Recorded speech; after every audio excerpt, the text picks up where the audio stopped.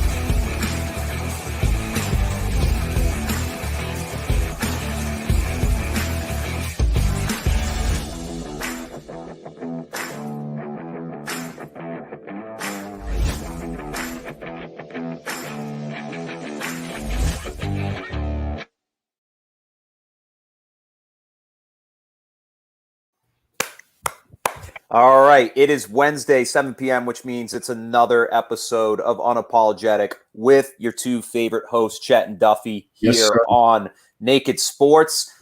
I'm your host, Chet, and to my left is my counterpart, Duffy. Duffy, how are we doing on Hump Day this week? Chet, man, Hump Day with you, man, is the best day of the week, and I'm hyped to be here again, bro. Hands down, best day. Hands down, and not just because it's Hump Day. Just because, it's most because it's Hump Day. Yeah. The week's almost over. We're at the midway point, which also means we're at the midway point of the week for the sports world. So jumping into it, looking at the NBA playoffs, I have got to say we fucking dropped the ball, people. We really dropped the ball when it came to predicting these series because you know what? The NBA has shocked me this year. The ratings have finally gone up. And we're looking at a totally different postseason now with the Eastern and Western Conference Finals underway. The Clippers and the Suns currently in the Western Conference Finals. Utah Jazz lose their series 4-2 to the Clippers. And then Milwaukee defeats the Brooklyn Nets. Thank you, Lord. In 7 games. And then the 76ers are bounced by Trae Young and the Atlanta Hawks. We have ourselves 3 amazing upsets, really. And I love what I see. I really do. Dude, yeah, it's great. This is the best postseason that we've seen in a while, man. A lot of things going on that we didn't expect to see. I want to give a shout out to the Milwaukee Bucks, winning in 7 games in Brooklyn, winning that Game 7 on the road, which was huge. It was a tremendous thing they were able to do. And they didn't win a single road game that entire series. They choked Game 5 just less than a week before that in Brooklyn. They go to Brooklyn. KD drops 48 points. Man, an amazing game by Kevin Durant. But Giannis Antetokounmpo, 40 points, 13 rebounds. And if you think he could win a big game before this, try tell me that again. Try tell me that again. Giannis Antetokounmpo, face of the league, arguably the best player in the game today, 2-time MVP. The Bucks, this is the Bucks' best chance to win a championship, people. I'm telling you right now, the Milwaukee Bucks are the best team remaining in the NBA playoffs, and they will win the NBA Finals. I know I hate to spit hot takes just 2 minutes into the show. Wow. Right now, right out of the gate. I mean, we haven't even seen. They're fired up, man. The Bucks and the Hawks still haven't even played yet. And we're already calling this series. The Bucks are going to win this series in 5 games. 5. Wow. On their home court. Not even he's giving them the gentleman's sweep, but give him a gentleman's sweep. Oh my God. Atlanta will win 1 Mickey Mouse game at home.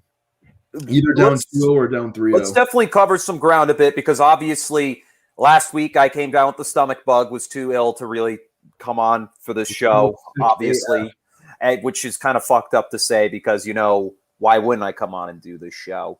But, got to take care of the self. He was too busy shitting his brains out all week. Basically, yeah. It hurt like hell. But backtracking a bit to the series between the Bucks and the Brooklyn Nets, looking at that Game 7, goes into overtime, and the Bucks walk out of this game 115-111, an overtime victory. What a crazy game that was. Yeah, crazy game. And, that game itself was crazy. Kevin Durant hit the thought to be game-winning shot at the end of regulation. His foot was on the line. They called it 2. Game went to overtime. And the Milwaukee Bucks, they don't get enough credit for the defense they played in OT. And holding Kevin Durant to 0 points in overtime, holding the Brooklyn Nets to 2 points in overtime the entire game, or the entire overtime period. And, dude, their defense was great.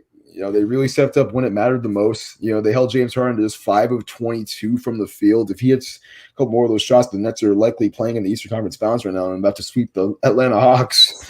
But, dude, it was amazing. It's just amazing that we're seeing this in the NBA today. These super teams are finally falling.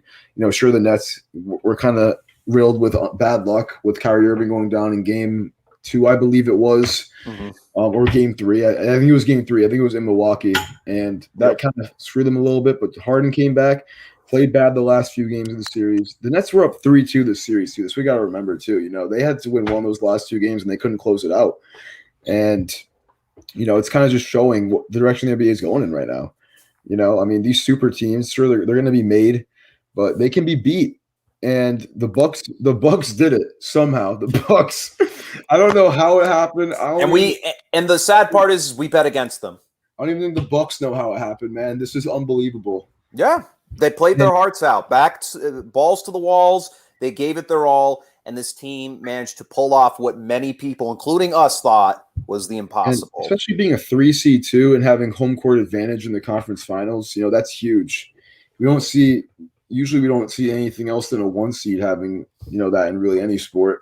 Yeah. Or 2 seed, in some occasions, but this is huge. They're playing the Hawks, a young team, a young, resilient squad that beat the Knicks in 5. They beat the Sixers in 7, which was also a great series. So I'm not going to discredit the Hawks at all, but, the Bucks just beat the Nets, and they're a different animal. Yeah. So, in my opinion, it's kind of like what I was saying a few months ago when UCLA was on that title run in March Madness as an 11 seed. I said if they beat Gonzaga, they're winning the championship. They ended up losing to Gonzaga and I think it was overtime. Yep. And similar to the Bucks, man, they just beat the Nets. They can beat anyone. They're not scared of anybody right now. They're rolling. This is Giannis's best chance to win a championship. He's a 2-time MVP. This is arguably, we might look in 10 years and say this was the biggest, this was the biggest turning point of his legacy, of his career. Yeah, this is the birth of a champion, potentially. We could see this guy really take his brand to this small market city and really make the Bucks. Small market cities, they signed to a 5-year deal, and all people thought he was going to walk after free agency. I believe it was this year. I think he's a free agent. But listen, dude, that's huge. And if the Bucks win a championship this year, he is not leaving. I will tell you that. He's got a 5-year deal, so yeah, he's locked in for a little bit, anyways. Oh yeah, no, but I'm just saying, like, this is basically what's going to keep this man here is winning a championship for sure. So let's move on to the West. Yeah, so the East has not begun its finals run yet. The series is set to kick off tonight, actually. That game will be on TNT. But last night, the Phoenix Suns managed to win once again over the Los Angeles Clippers. The first game, they took game one, 120 to 114. And then game two, I watched some of that game last night. It was pretty intense for the most part, just with the scoring and everything. Paul George really trying to put the team on his back without Kawhi Leonard. He is still hurt. And, I mean, but he managed to keep them in it, scoring 26 points there. And then for Phoenix, I mean, what can you say from here? I mean, 29 points for Cameron Payne, 20 from Devin Booker, DeAndre Ayton, 24 points. And the game winner. Yeah. You know, what a game that was by the Suns. And the Clippers, that's a game that should have been their reach. You know, the Clippers were trailing the entire game. The last few minutes, they get up in front. Paul George hits, two really clutch shots to give the Clippers leads on two separate occasions in the last minute of the game. And then he bricks 2 free throws. And the Suns are down 1, and they alley-oop for the win. That's what happens to the Clippers. The Clippers were a cursed franchise. And a guy like Paul George, who perennially shoots 85, 90% from the free throw line throughout his career, bricks them both. And it's really disappointing. I was really hoping the Clippers could tie that up heading into LA, especially without Kawhi Leonard too. That's a big factor also. And the Suns are missing Chris Paul. So arguably the best player on both these teams are out. So this was really a great shot for the Clippers, going into Phoenix, they've kept toe-to-toe with them both games too, which is really impressive despite not having Kawhi Leonard. And like you were saying, Chet, Paul George, really putting this team on his back or trying to. 26-6 last night. He had a huge game in Game 6 against the Jazz, had a huge Game 1, came up short, but at the end of the day, I mean, the Clippers are going back to LA right now. They go back to Staples Center, a place where they won all 3 games last series against the Jazz, and they've won their last 4 home games there in the playoffs. So realistically, if this could go back to Phoenix tied 2-2. And if Chris Paul was there, I would say it's probably going to be 3-1 or a sweep. But we don't know about Chris Paul's availability right now. He's in quarantine. I think it doesn't make any sense why though, because like all these guys were forced to get vaccinated, so I'm a little bit confused by this. Why? Yeah, I mean, it's probably just because I don't know. There's still weird protocol going on with like a bunch of different things. But I mean, Chris Paul being in quarantine makes absolutely no sense to me. Kawhi Leonard's status as of right now, they said they're not even sure if he's going to be ready for the next game. But it's like at this because dude, when that injury first came out, there were reports that it was like an ACL injury, which is bad, which is obviously. Well, yeah, that's obviously the worst fucking possibility that you could have happening. Like, I think the injury is definitely more severe than it is. And I was talking about this with Shat Talk earlier today. I was on Brad Shattraw's podcast with my boy Ben Catino. Listen to that on Spotify.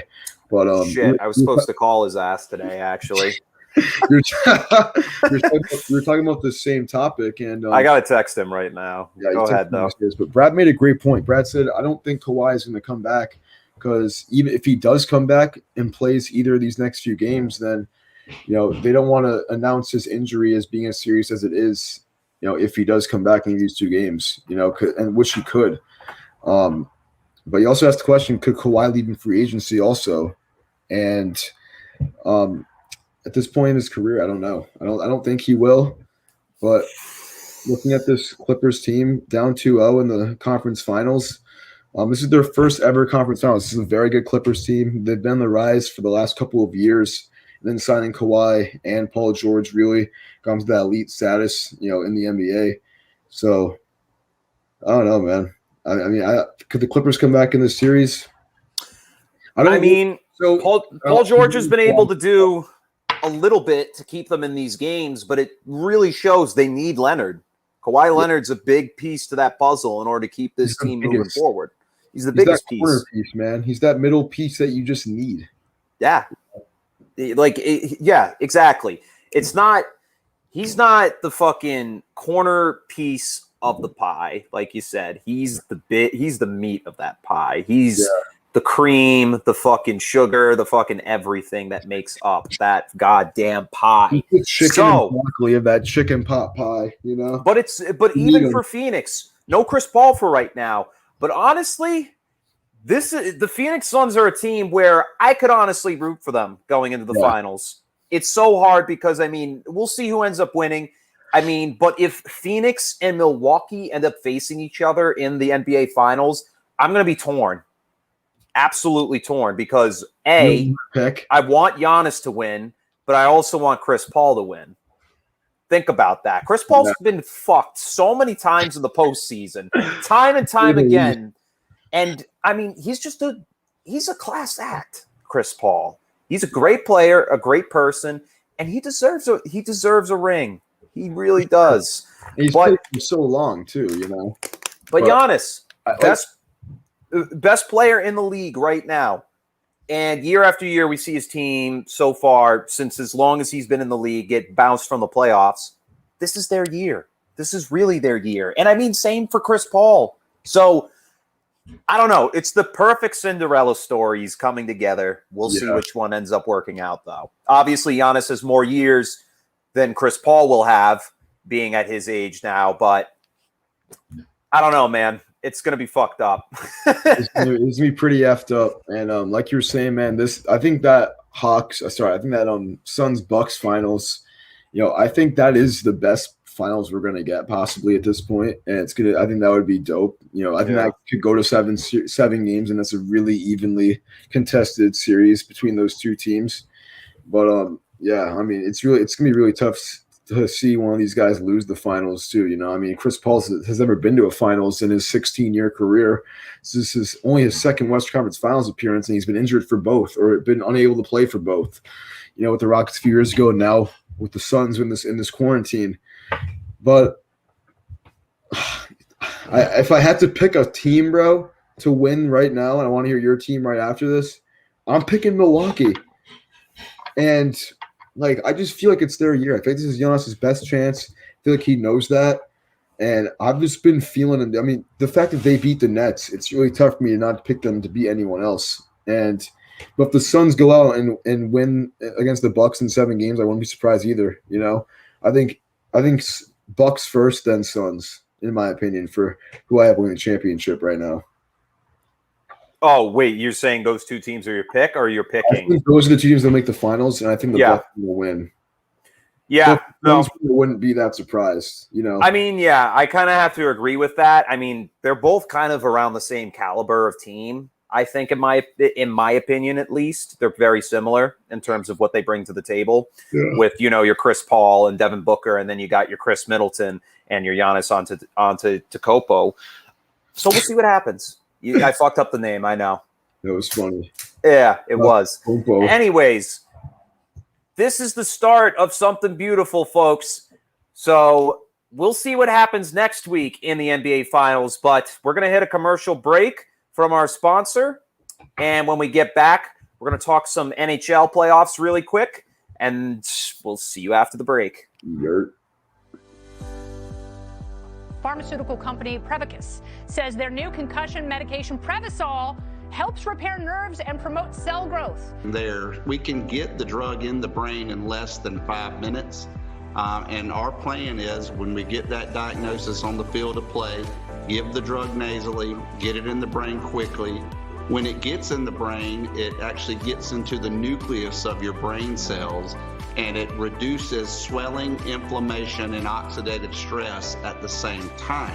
When Jake and I first talked about this many years ago, one of my first questions was, will this help me? And he goes, no, this is for treatment immediately when a concussion, or you think a concussion has occurred. Yeah. The acute problems that exist later on in life, if we can take care of these at an early age and start getting some of these things to our children and grandchildren, you know, and I think we can make this game, our game, football a safer place. And so the whole goal is we're trying to make the game safer. And so Odyssey and this drug, we believe, can be a game changer in so many different ways.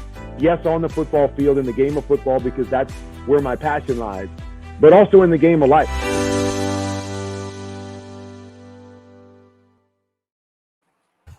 All right, welcome back to Unapologetic with Chet and Duffy here on Naked Sports. We're going to jump into the NHL playoffs for a couple minutes and talk about what's going on there. So, right now, the Tampa Bay Lightning has taken the New York Islanders into Game 6. They currently lead that series at 3-2 going into that one. Game 1, Islanders managed to win that 2-1. That was a tough game to watch, especially considering Tampa is a juggernaut team in terms of scoring. But then in Game 2, they turn up the heat, score 4 goals to the Islanders 2. They come back in Game 3 and make it a 2-1 lead, winning that one 2-1. The Islanders managed to take Game 4, making it 3-2. And then the Lightning completely demolished them 8-0 in Game 5. And now on Wednesday, they look to close the series. That game is at 8 o'clock. I'm kind of glad. What's that? The Lightning are going to win tonight, man. This is a repeat for them. They're going right back to where they started last year. Just gotta do this weekly, man, on our show. I'm gonna make a bet on the Tampa Bay Lightning right now. After an 8-0 victory in Game 5, is that in New York? No, that was in Tampa Bay. Yeah, I was in Tampa. But regardless, that's a goalie who against the Boston Bruins kind of shut us down a lot for the most part. For sure. And was playing lights out in the early series here against the Tampa Bay Lightning. So, kind of seeing it, because in Game 1, Tampa Bay did not score a goal until they got a power play in the third period with hardly any time remaining. And then they put an extra man on the ice and took the goalie out. So then they had 6 guys to the Islanders' 4 guys. Damn. That's ridiculous. That's an unfair matchup, but obviously they took advantage of the power play and the limited time remaining. But the goalie was playing excellent. And now they're kind of staring down at a 3-2 barrel. This is it for them. We're probably going to see them play much better tonight, but we'll see. They can't lose 8-0 2 games in a row. And the Lightning, powerhouse, defending champs, one of the best teams in the league each of the last few years. They're poised to make their finals appearance, man. This is one of those teams that just has it. They have that championship pedigree. They have that experience. And the Islanders don't have that really. They're a younger squad. So Tampa Bay in 6, baby. Easier for me to say that now, obviously, because they're up 3-2. But they're going to win this game tonight. And your boy can't really make a bet on the game because I only have 50 cents left in my account. So, yeah. Jesus. Just don't gamble, guys. Yeah, no, don't gamble. Obviously, don't gamble. I'm the Lightning tonight because they're going to win. Yeah, I'm going to take – well, I think it's kind of obvious for me. I'm taking Tampa Bay. New York, they're a mediocre team. They're like the Ottawa Senators from a few years ago who went to the Eastern Conference Finals and got bounced. So, we're kind of looking at similar numbers here in terms of what teams are good. And the Islanders, they're good, but they're not there yet. They'll be there maybe in a season or 2, but they've got some more time to mature and get better to where they can actually win a cup. The Tampa Bay Lightning, they are just too good of a team to be able to be stopped in this situation. And now looking towards the West, Vegas Golden Knights take on the Montreal Canadiens. Canadiens lead this one 3-2. I'm very pissed off and disappointed to say that because I fucking hate Montreal. I hate the Canadiens. Not the city itself. The city's probably lovely, but the Canadiens, screw the Canadiens. I do not like that team at all. Hated them for a very long time. And they currently lead 3-2. Golden Knights win the first game 4-1. Canadiens answer back in Game 2, making it 3-2, winning 3-2. In Game 3, they take it to overtime, win that one 3-2. The Golden Knights win the next one in OT 2-1, tying the series. And then last night, I remember watching some of that game. Canadiens were up 3-0. They managed to secure the game 4-1. Oh, my God. Vegas has got some problems with its goaltending, having to switch between its backup and Mike-Andre Fleury, who is considered easily one of the greatest goalies in the last decade in the NHL. Sure. It's really tough for me to see Vegas kind of drop the ball again, really. I really want to see them go to the finals. I mean, but hey, I feel like they'll win tomorrow. I mean, they'll win tomorrow. Because think about it. In hockey, man, I think at least one of these series will go 7 games. Yeah. This is playoff hockey, baby.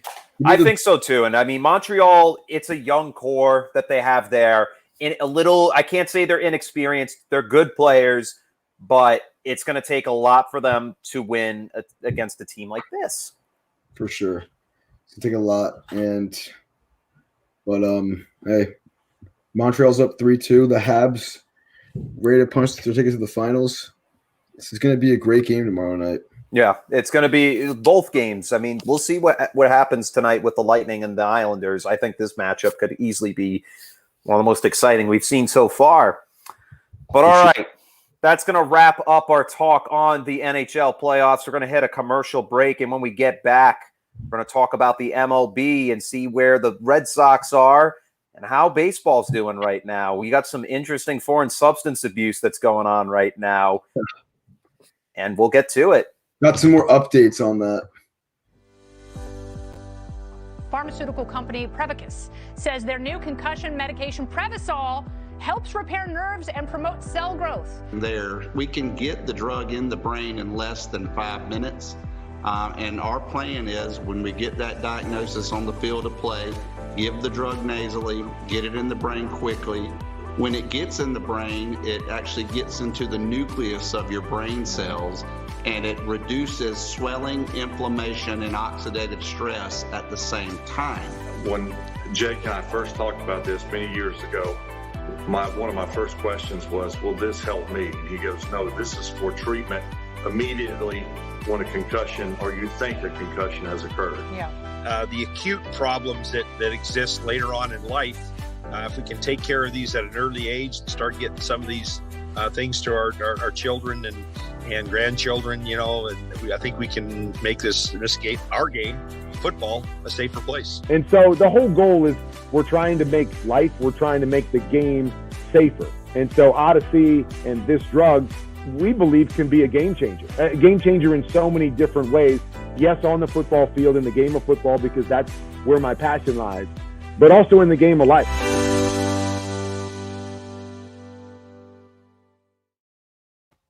All right, we welcome you back to Unapologetic here with Chet and Duffy here on Naked Sports. Going into the MLB, we're going to take a look at the Boston Red Sox, who in the last 2 weeks, they've looked excellent. I mean, this team has really stepped up from where I've seen them before. And, I mean, they currently sit first place right now in the East. Let me see, where was we talked last time when you were going before I went to the game. Yeah. The day before, the week before, actually. Before I think it was the Thursday before, maybe Wednesday, but great game I went to, man. 2-1 victory over the Toronto Blue Jays. Rafael Devers, the game-winning RBI. It was a great game to watch. And the Red Sox, ever since then, man, they've looked really good. They are 4-2 in their last 6 games. They're playing the Tampa Bay Rays tonight. And, dude, it was a great game to watch. We had Eovaldi on the mound. He pitched a great game. Only let up 1 run. It was he didn't let up a run, bro, because the run that was let up by the Blue Jays, dude, it was crazy, bro. We were sitting behind the right field, bro, and it was bottom 9th, 2 outs, and Vlad Guerrero Jr. is up to bat. Oh, yeah. It's a dinger, right? I couldn't believe it, dude. It was so crazy to watch, especially being at the Red Sox game and feeling vibey, to say the least. It was definitely crazy to watch in real life. What, Vlad Guerrero? Yeah, but yeah, dude. I mean, just watching that shit go out of the park, it was like 2 outs. We're about to go home. We're gonna have a good ride out of here. Feeling good about a Red Sox victory, and he just crushes it. He crushed it out of the park. And I was like, dude, it was just one of those things where you're like, no way. It's kind of like a no way, like shit that just happened to the Red Sox, but it's like, no way I just witnessed that. That was awesome at the same time, Vlad Guerrero brings a lot of entertainment and stock to baseball. He's only 22 years old in the league right now. Yeah. And I'm pretty sure right now he does lead the league in home runs. I could be dead wrong, but looking right now, NFL, get that shit out of here. That's not what I was looking at.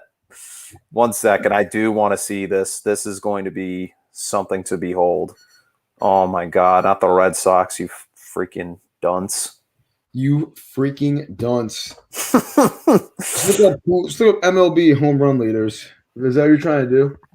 Yeah, there we go. Vlad Guerrero tied with Shohei Ohtani, a two-way player.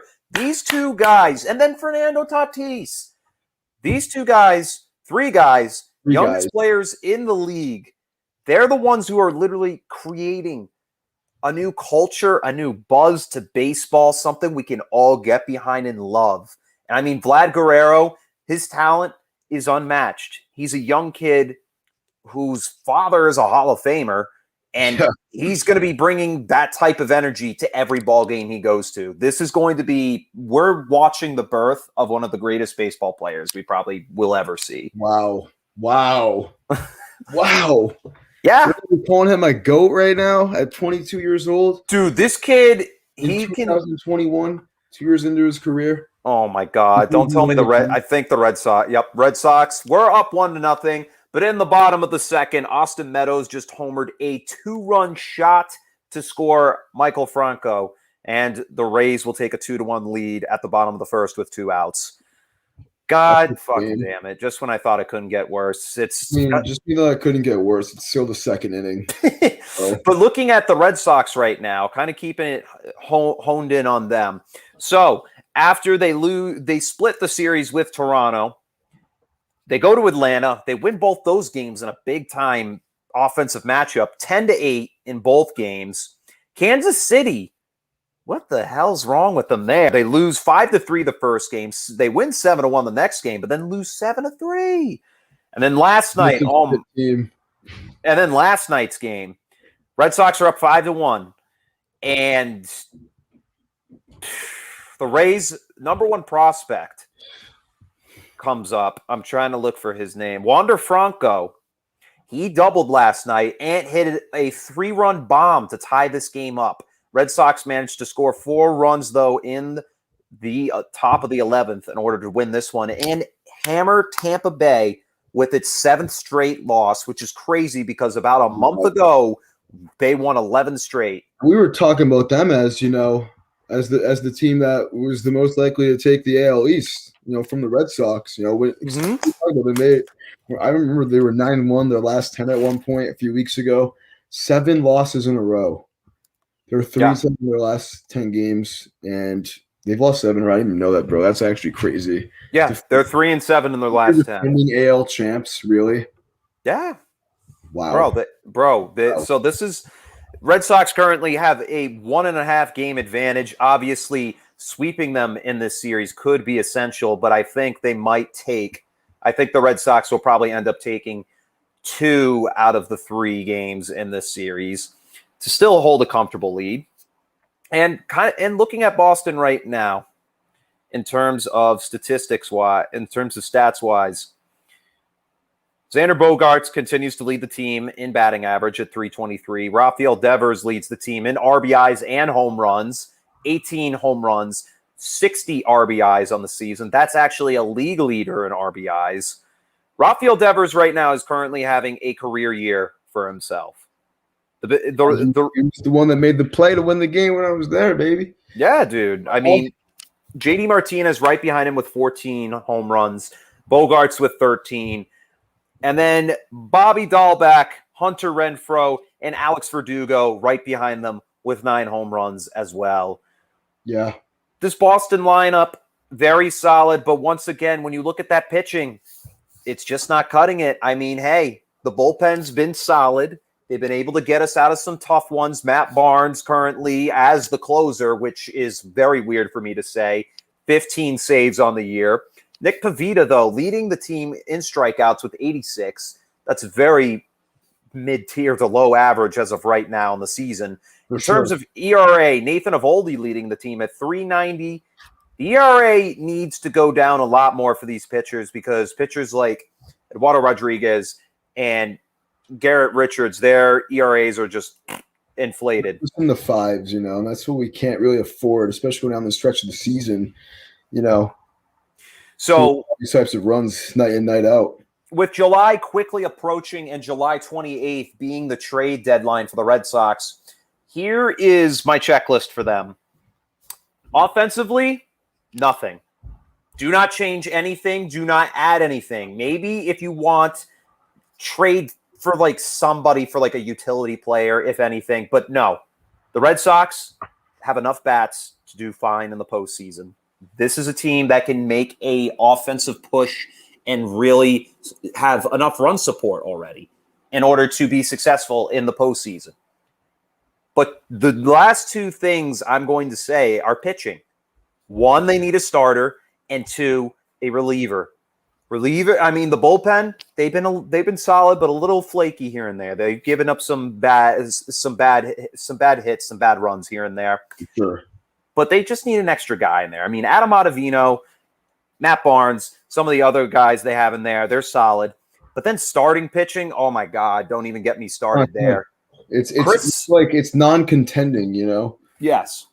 Chris Sale, though, coming back, that is huge, but it's not going to be enough to save the Red Sox. He will definitely allow us to win more games with him on the mound, if anything. But the problem is, if he's what he was before, we'll see. It's basically all hearsay. You can't really – Tommy John surgery is easily one of the hardest surgeries to recover from and stay consistent afterwards. For sure. This team needs another starter, but what are they going to trade? That's the thing. Because they don't want to trade in their bats, This is one of the most offensively potent teams in the league. So, like you were saying, Chet, don't trade anything in the offense. This is one of the best, cores. This is one of the best lineups we have in the league right now. And that's the reason why they're contending at the moment. It's because of their lineup, Yeah. They put up runs, get these wins. They're currently tied for the fourth most wins in the league right now. And all of it's due to what they have going for them behind the plate or at the plate. So I think if they just get another piece of pitcher, I really hope they don't have to trade one of these, really good guys they have batting, whether it's Devers or anyone else in the team. But they just keep their core and get one more good guy, whether they trade a prospect from, the Paw Sox or the fucking War Sox, whatever they're called now. Yeah, the Woo Sox. Or they could, if they even have stock in there or in Portland. Yeah. We'll see what happens with this team, with the Portland Sea Dogs. They don't really have many prospects to really speak of. Some people say otherwise, but hey, they're no Wander Franco or Vlad Guerrero Jr. prospects. No, not at all. So we'll see what the hell this team does going forward. But as of right now, great spot for them to be in first place, a half a game up with the New York Yankees 5.5 games behind and the Blue Jays 7 games back in the division. It's going to be an interesting few weeks for them, though. Yeah. Looking forward in this tough stretch they've had too. Yeah, and they've earlier in the month. Yeah, and they've shined so far. They've really stepped up to the occasion and done well. But after this Tampa Bay series, they face New York. They come back to Fenway to play the Yankees at home in Fenway, and then play a 4-game series rematch against the Kansas City Royals. They better stick it to them this time because that was fucking pathetic the last time around. And then after this home stretch, they're going to head out west once again to California and play the Oakland A's and the Los Angeles Angels of Anaheim. And then they'll finish off the first half. That's a 6-0 couple of sweeps right there. Dude, Oakland's easily one of the best teams in baseball right now. Yeah. This is a team that is this team could be something. This team could be on pace to be getting a player like Trevor Story from the Colorado Rockies. We'll see what happens there. But then to finish the first half of the year, they're going to play the Philadelphia Phillies in Fenway, and then that'll be it. That'll be it for the first half of the year. That's what we've covered for the Red Sox so far. We've consistently covered these guys, and they're definitely exceeding the expectations that I initially had for them. I initially saw this team as a 3rd to 4th place team, but this team is really actually they're shocking me for once. And that's something I like to see. I mean, they've got a good core offensively, and the pitching's hanging in there for them. And they're doing enough to get them out of these tough ones. And the offense is doing the same thing. They keep this chemistry going forward, we're going to see them in the postseason. Doing what it takes to win games, and at the end of the day, it's all that matters. You know, how many you got in the W column, you know. Taking one final look at the rest of the league here. Chicago White Sox lead the Cleveland Indians by 2.5 games in their division. Then looking out west in the AL, the Astros currently 9-game winning streak. They're 9-1 in their last 10 games. They are 1 game up on the Oakland A's, who are still hot in their tracks behind them. And then looking into the NL, New York Mets, led by Jacob deGrom, they continue to hold a very strong hold in that division. But the Washington Nationals really turning their season around right now, maybe even giving more of a reason to not trade away Max Scherzer. They have won 4 straight, and they are 9-1 in their last 10. They're currently 3.5 games behind the New York Mets, who I said would be a dominant team in this division. But the Phillies and the Braves, each 4 and 4.5 games out from the NL East. They're going to be teams that's easily the toughest division in baseball right now. Yeah. Then looking at the NL Central, Milwaukee managed to take over the division lead from the Chicago Cubs. They currently lead by 0.5 game. Cincinnati Reds right behind there at 4.5, and then the St. Louis Cardinals at 5.5 games out. However, the Cardinals have lost 3 straight. And then looking out west, San Francisco Giants continue to hold that pure and utter dominance. Kevin Gausman really surprising me this season, holding an ERA of 1.51. And then Jacob deGrom, league leading 0.5 ERA. Those are like video game numbers, man, with the sliders on. Doesn't make any sense. He came back from his injury even better. And then the Dodgers and the Padres right behind there. Dodgers 3 games out. Padres have won 6 straight with 4.5 games behind the Giants. But let's talk about substance abuse real quick in the MLB, because I agree, yes, we got to check pitchers to make sure they're not using the sticky stuff, but it's getting a little out of hand. I mean, last night was the first night they started checking every pitcher, but I'm talking about everything.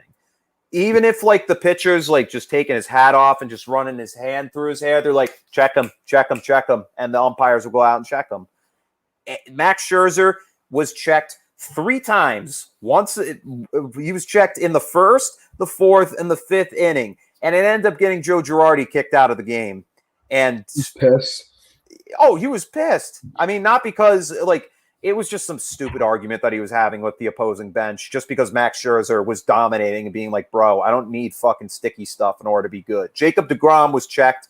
He was fine with it. But the thing is he has one of the lower spin rates in the league, and this dude can still throw at 100 miles per hour on a fastball. Yeah.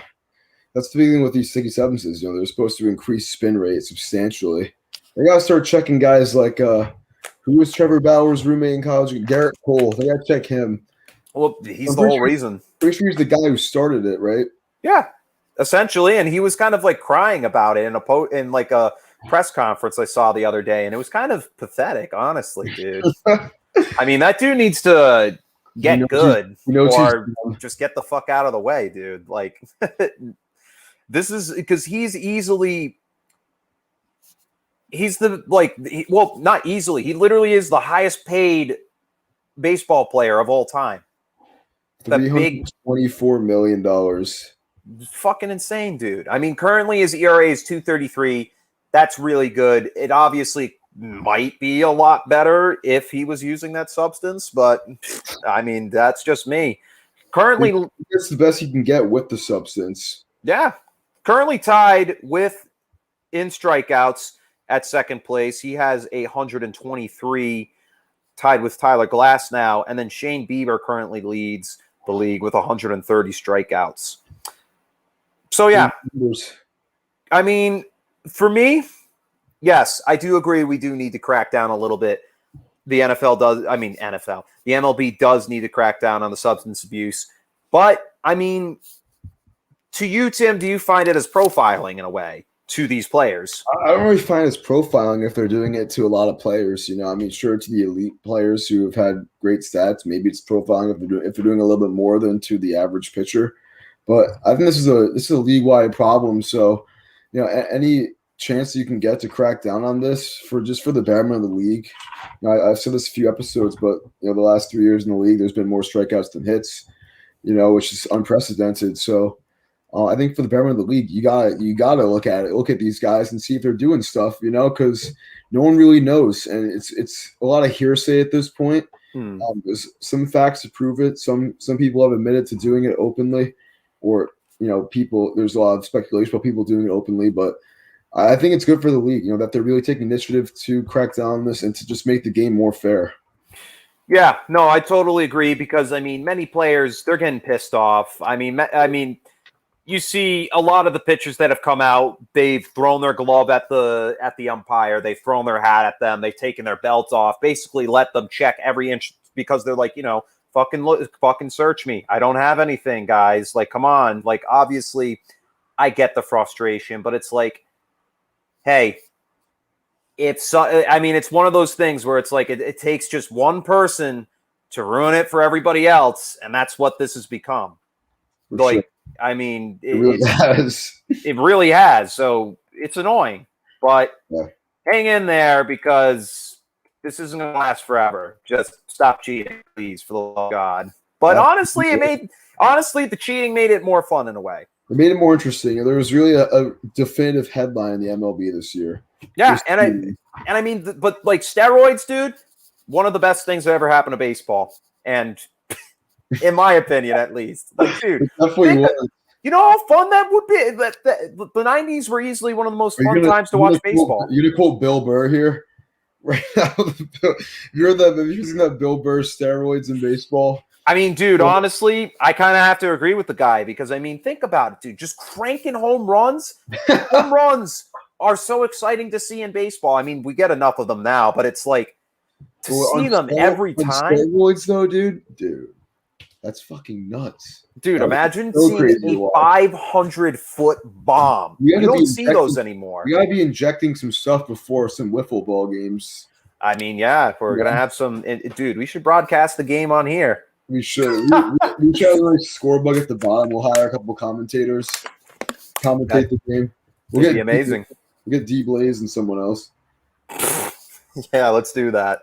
Yeah, let's totally do that. Anyways, we're going to hit a commercial break, and when we get back, we're going to do a quick segment on the NFL and give you guys our division winners, early division winners for this upcoming season. Stay tuned.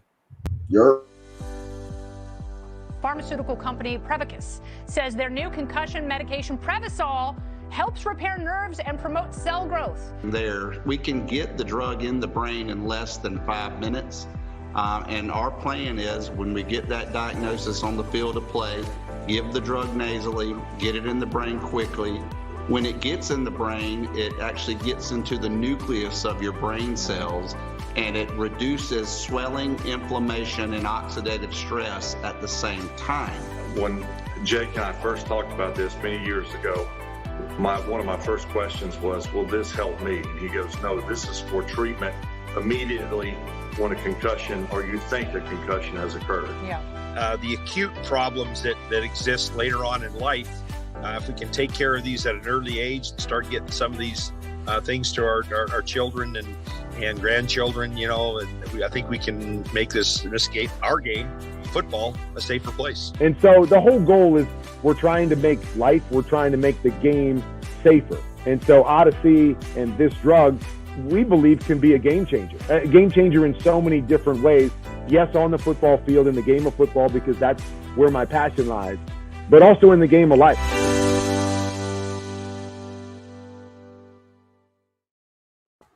All right, welcome back to the final segment today of Unapologetic with Chet and Duffy. Pick so blurry. Jesus Christ. What's that? This pick was so blurry. I must use a different pick. Oh, yeah, no, it kind of looked green. I was like, what the fuck? Like, what's wrong with it? But anyways, we're going to pick our early division winners. Obviously, there's not much news in baseball besides saying that Tom Brady's kind of a fucking douchebag right now for calling out the Patriots and all that shit. But let the guy talk. Let the guy chirp. He kind of has a reason to. He did just walk away from the team. A year later, he's got a Super Bowl with another team. So now, we're talking about a guy whose legacy isn't just with the Patriots like we had hoped. He has a legacy in Tampa Bay as well. He's immortalized his name in their franchise. So, I mean, he will be looked at as a Patriots quarterback, but easily the greatest athlete to ever play a sport, in my opinion. Yeah, I mean, obviously.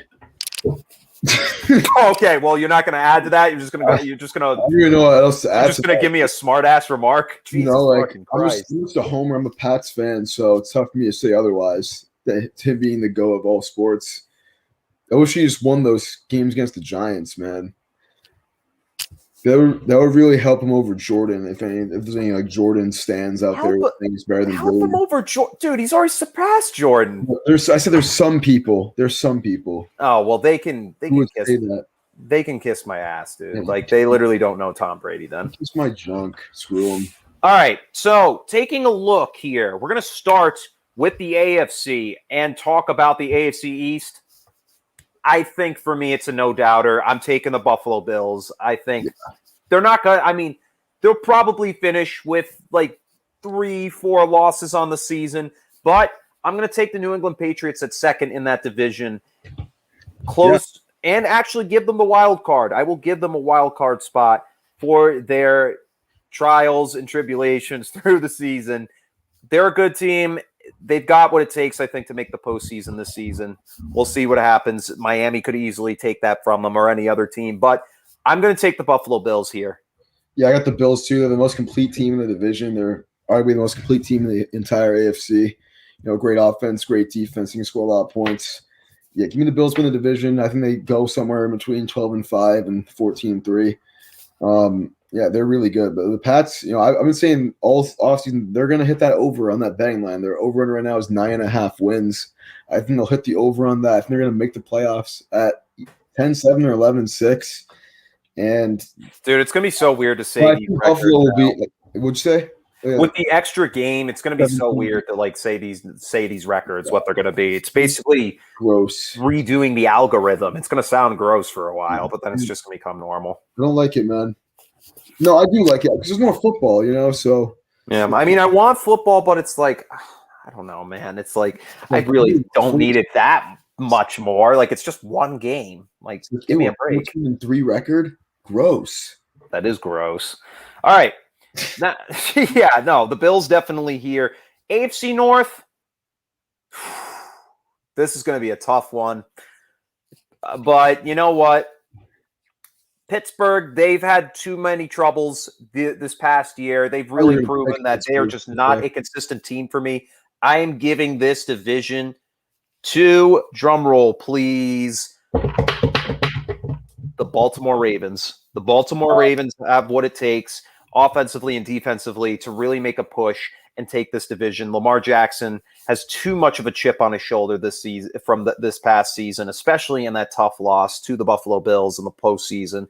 I think this team's going to have what it takes to take that division this year, especially now that we're seeing an aging Big Ben really start to take a toll on this Pittsburgh Steelers team. You know what? Screw both those teams. Give me the Cleveland Browns.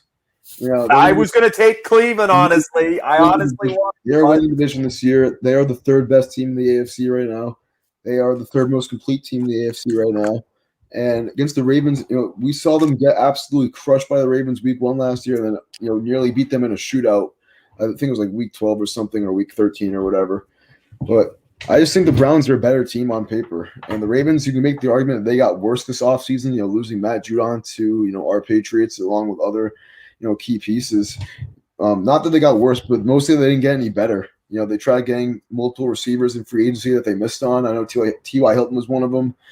And the Browns, though, dude, I mean, they're getting OBJ back. Sure, they played better without him last year technically. But, I mean, they're just riding high right now. They're coming off their first ever postseason win of the 21st century, which is absolutely nuts. Yeah. I think this is the best they've looked hanging in a blowout fashion, too. Yeah. That's ridiculous. Got 28-0 on the Steelers. Nice field. Oh my God, dude. I just remember seeing that just dying. But yeah, Pittsburgh, they're screwed at this point. They're a dying team, in my opinion. I think we're probably going to see them fall off the face of the earth pretty soon and end up in a joke position, just like their fellow friends in Cincinnati. And I think Cincinnati, honestly, might be better than Pittsburgh this year. For sure. I'm not. It could be. I mean, I love Joe Burrow, dude. I love me some Joe Burrow. And he's got his ex-college teammate now, so they could be. They honestly could be. That's on Big Ben's health. That's a huge factor. I think that's the toughest division in the AFC, for sure.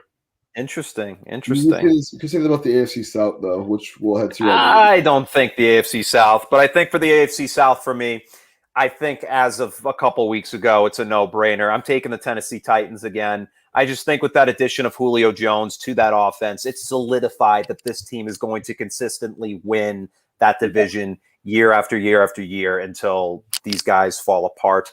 I think this team just has too much on its shoulders. Yeah, give me the Titans too. The Colts have a better defense than the Titans, obviously. You know, the Colts are going to be a playoff team too, in my opinion. But Titans have a lot of chemistry, man. I mean, they've been building this thing for a while now, these last couple of years, building this culture around Mike Vrabel, around Derrick Henry, Ryan Tannehill. And, you know, they were bouncing the playoffs last year in round one. I think they're poised for a return this season, man. Back to the postseason, another home playoff game. And they only got better by adding Julio Jones to that roster. Yeah. And it's kind of crazy because Ryan Tannehill, honestly, he was not the man who was going to be the face of that franchise. Marcus Mariota, of all people, was the face of that franchise. He was going to be that guy. He wanted to, and you know what? Marcus Mariota is a pretender. He is just a fancy, run-around Hawaiian quarterback that can't do shit, dude. Can't do shit. Wow. He's a fan. I just roasted Marcus Mariota. Anymore. Let's go to his new division, the AFC West. Let's talk about the AFC West. And right now, Chet, do we have to even talk about it? Yeah, I mean, we could talk about it, but you know what? I'm not going to. You know who's going to win the division? Kansas City. We're taking the Chiefs. Both of us. There's no way any of these other teams. Number one seed. Yeah. Easy. Number one seed. I mean, who knows? We could see. I mean, this could be a weird season. Who knows? What if like Denver and Jacksonville won the divisions? That just would be unrealistic. Yeah. That'd be so Trevor Lawrence steps into the league and is a god. Aaron Rodgers goes to Denver and wins the division. That would be pretty nuts. I mean, hey, 40 touchdown passes his rookie year. That's the piece of the puzzle that Denver is truly missing right now, is a consistent quarterback. So, I mean, but Green Bay has no intention of trading him. So, yeah, we'll see what the fuck happens with that. Yeah, we'll see what the fuck happens with that. But that's a wrap on the AFC. Looking at the NFC conference, which I don't know why I just said that. Yeah, the National Football Conference. Let's go, baby. So starting off with the NFC East, I am not taking the Washington football team this season, baby. I am taking the Dallas Cowboys. Dak Prescott is back. He is going to be healthy. He is going to be ready to take this team back to the promised land, the playoffs, not the Super Bowl, may I mind you. Yeah. This guy, franchise quarterback, easily one of the best quarterbacks in the league right now. Dallas taking the division. Give me Dallas too, and I was hoping you wouldn't say Dallas, so I could say something controversial, but give me Dallas.